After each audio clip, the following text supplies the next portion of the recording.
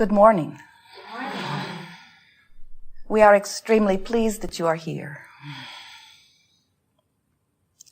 It is good to come together for the purpose of co-creation. Do you agree? Yes. You are knowing what you are wanting? Yes. For the most part. You are enjoying the evolution of your desire? It is exhilarating to walk within contrast that helps you to clarify, and a fresh new desire is born, and it is not yet manifested, but the desire is within you. Feels good to you? Very good. If you really, really mean that, it is really good. Because it will ever be so.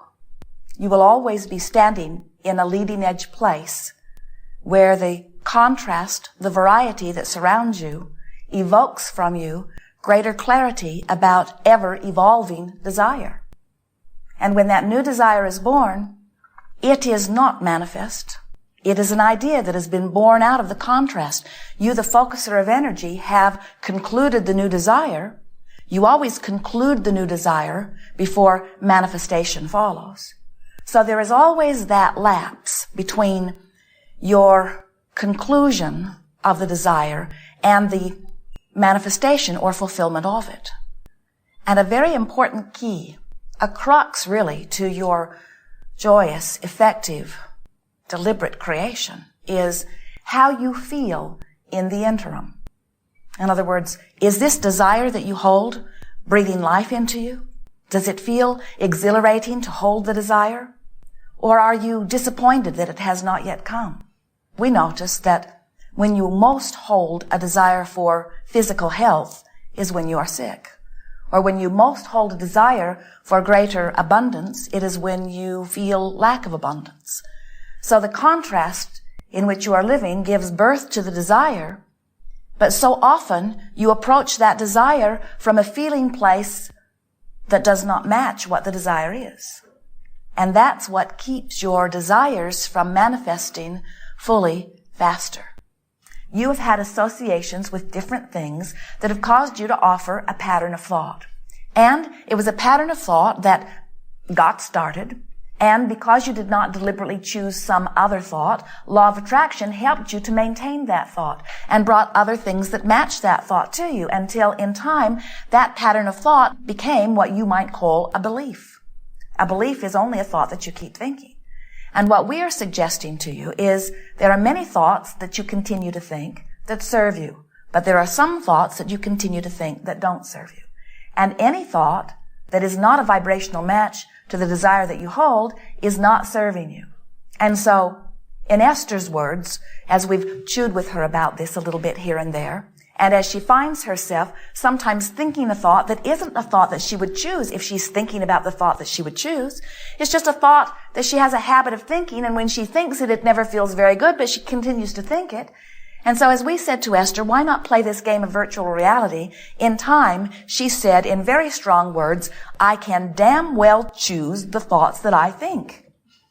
She sort of got all in this strong determination. I can choose what thoughts are my dominant vibration. And that's what we want you to think in terms of this virtual reality. We want it to be only a game where you deliberately practice thoughts that feel good for one purpose only, and that is to choose the thought that you choose and make the thought of your choice the dominant thought, instead of running around with some thought that you do not choose being the dominant vibration within you.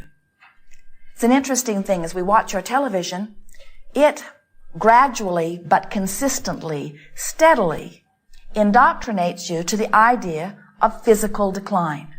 And little by little by little, that thought begins to feel so normal that when you think it, you don't even notice that your guidance system is saying, this thought doesn't match your desire. You become accustomed to the way uncomfortable thoughts feel. Virtual reality will begin to help you feel less comfortable with thoughts that are not serving you. In other words, it will awaken your guidance system within you. You will become more aware of the thoughts that you are thinking. So here's how virtual reality works. Just like you are a movie director, you set the scene. You decide where it will be.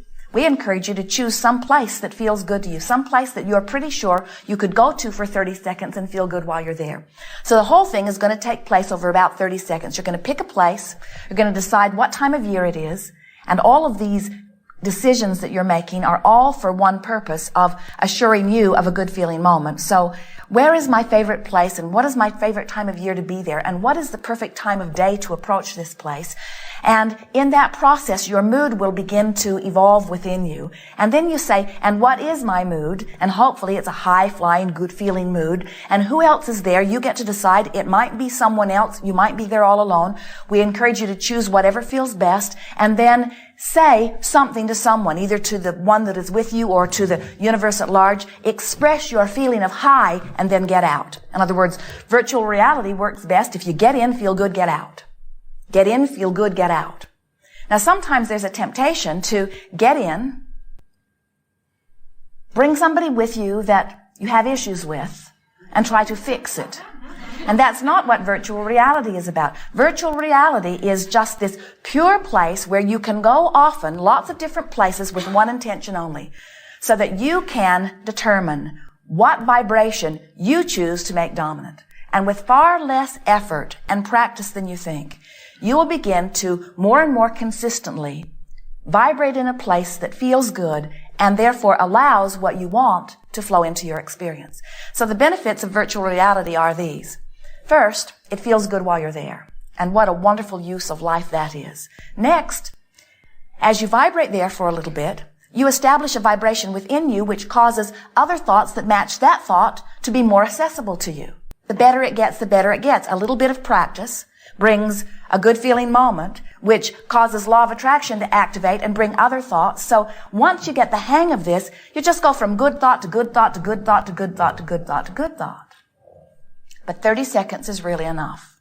For example, you would not create a magnificent house, move in with the person you love, and then notice that the roof is leaking, and then bring a repairman in who does a bad job, and then overcharges you, and then wrestle him to the ground and get his boss to come and remedy it, and then feel triumphant for the struggle that you have succeeded in. We're going to encourage you to do some virtual realities with us, because once you show yourself that you can find a place that feels good and achieve a vibration, now you've mastered deliberate creation, because that's all it is. Deliberate creation is much more about the art of allowing than anything else. And you have to understand that what the art of allowing says is that you are extensions of source energy. You are in these physical bodies, yes, but you are much more source energy than you are this flesh, blood, and bone that you see in your body. You are extensions of source. And when you feel wonderful, you are in vibrational harmony with that energy that is really you. There is no resistance that is causing any separation, and you are thriving. You're clear-minded. You feel wonderful. You feel exhilaration. You feel passion. You feel who you really are. When you feel angry or frustrated or worried or guilty or any of those things that don't feel so good, what that always means is you have chosen a thought, and probably not on purpose, a thought that felt comfortable because it's a habit of thought, but it is not in vibrational harmony with who you really are. And so the art of allowing is discovering and practicing so that they come easily, thoughts that allow you to be who you really are. And you know when you're who you really are. You watch the little ones, and you say to some enthusiastic, energetic, eager little child, oh, he's full of himself. And we say, you said it exactly right. He is in this moment, not in any way choosing some thought that is pinching him off vibrationally from who he really is. So he is in his moment of exuberance and in his moment of eagerness, exhibiting the full-blown him, you see. And that's what virtual reality will do for you a little bit at a time. It will help you to practice being who you really are until practicing who you really are begins to feel so normal to you that it will be odd when you feel uncomfortable. It will be odd when you feel unhappy. It will be odd when you feel guilty or blameful or critical. It will feel so normal for you to feel good. So, we think you've got it. In other words, you understand what to do, don't you? You know what to do. You know what to do. You know what to do. So now you have a sense of what to do. We don't think there's one of you that does not fully have an understanding that you are the creator of your own experience. We think that you have come to full understanding about the vibrational nature of this universe. And we can feel that you know when you are in vibrational harmony with your well-being and when you are not. In other words, we do not think that there is confusion anywhere among you. We do think that you have some practicing to do, because you've been practicing some thoughts that have become dominant in your experience. And we want to applaud you by acknowledging that the majority of the thoughts that are dominant within you are serving you. This is not about major surgery. This is about selectively sifting. This is about making a decision that you get to choose what is dominant within your vibration, and then showing yourself with a little bit of practice that you can do it. And then the most fun part of all is the vibrational universal compliance.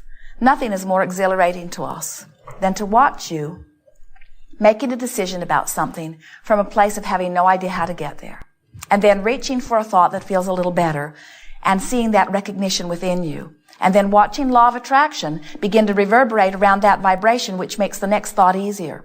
And then watch you deliberately achieve the next thought, and then watch law of attraction reverberate within that, which makes the next thought easier, until you begin to feel on a roll. And with that process, we begin to feel your vibration lifting. We begin to feel your heart get happier. We begin to feel you more optimistic. We begin to feel you, without even knowing it, readying yourself for the culmination of a manifestation that will please you. And nothing is more exhilarating to us than to watch the manifestation occur on the heels of your deliberate effort, because then you understand that you are the deliberate creator of your own experience.